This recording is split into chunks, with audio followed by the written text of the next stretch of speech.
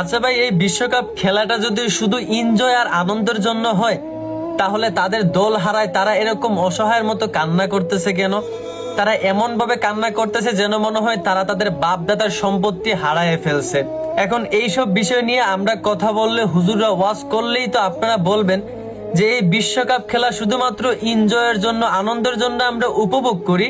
এই বিষয়গুলা কেন হুজুররা ধর্মের ভিতরে ঢুকায় ধর্মের ওয়াজ করে?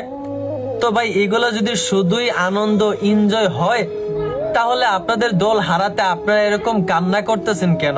যদি এগুলো শুধুই এনজয় হয়, তাহলে তাদের মতো বিধর্মীদের গেঞ্জি পরে আপনারা এই মুসলিম দেশে রাস্তাঘাটে মিছিল দিতেছেন কেন? তাদের মতো নাস্তিকদের পতাকা আপনারা এই বাংলাদেশে, এই মুসলমানের দেশে উড়াইতেছেন কেন? এগুলা যদি শুধুই মজা, এনজয়, আনন্দ হয়, তাহলে এদের মতো নাস্তিকদের পতাকা নিজের ঝুঁকি নিয়ে গাছের আগায় লাগাতে যান কেন? আর ভাই, অবাক করা বিষয়, খেলতেছে ওইদিকে তারা, আর তারা নিজেদের মধ্যে ঝগড়া করে আর বলে ভাই এইবার বিশ্বকাপটা কিন্তু আমরাই নিব। আমি বুঝলাম না ভাই, বলদের মতো কথা কেমনে বলে?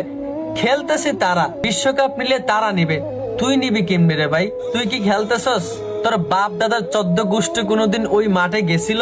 খেলবি দূরের কথা। মানে বিশ্বাস করেন ভাই, এদের কান্না দেখে আমার ঘেন্না লাগতেছে, লজ্জা লাগতেছে।